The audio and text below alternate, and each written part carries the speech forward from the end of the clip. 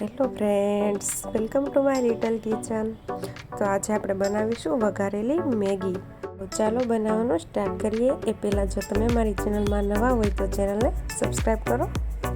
Maggi બનાવવા માટે મેં અહીંયા એક પેકેટ મેગી એના 2 સ્લાઇસ કરી લીધા છે, સાથે એક મોટી સાઈઝની ડુંગળી, એક ટામેટું, લીલા વટાણા અને એક લીલું મરચું કટ કરીને લીધું છે. સૌથી પહેલાં આપણે મેગી અને વટાણાને બાફી લઈશું.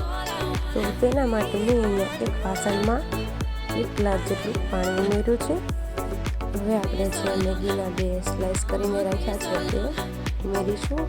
પાણી થોડું ઘટતું એવું લાગે છે એટલે હું ઉપરથી પાણી ઉમેરી રહી છું, કારણ કે પાણીથી પ્રોપર મેગી ઢંકાઈ જવી જોઈએ એટલું પાણી આપણે ઉમેરવાનું છે.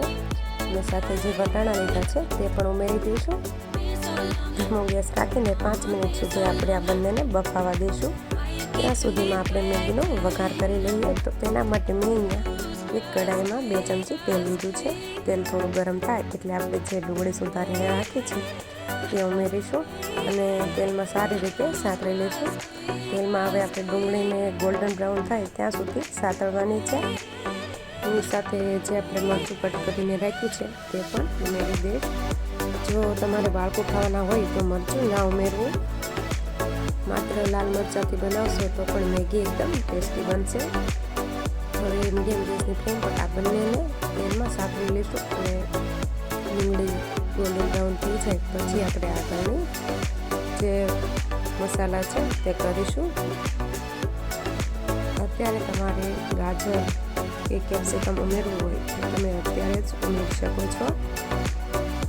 ડુંગળી ગોલ્ડન બ્રાઉન થઈ ગઈ છે તો હવે આપણે જે કટ કરેલા ટામેટાં લીધા છે તે ઉમેરી દઈશું અને સારી રીતે મિક્સ કરી લઈશું. ટામેટાં જલ્દીથી સોફ્ટ થઈ જાય એ માટે આપણે અત્યારે સ્વાદ અનુસાર મીઠું ઉમેરીશું.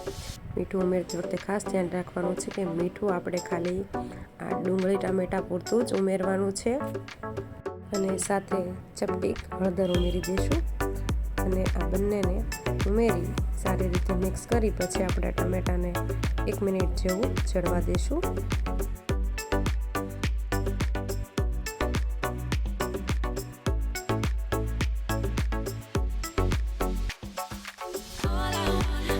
મિનિટ જેવું થઈ ગયું છે. ટામેટા એકદમ સોફ્ટ થઈ ગયા છે અને તેલ પણ છૂટું પડવા લાગ્યું છે. તો આપણે અહીંયા અડધી ચમચી તીખું લાલ મરચું અને અડધી ચમચી કાશ્મીરી લાલ મરચું મેં ઉમેર્યું છે. જે ઉમેરવું એકદમ ઓપ્શનલ છે અને તેને સારી રીતે મિક્સ કરી લઈશું.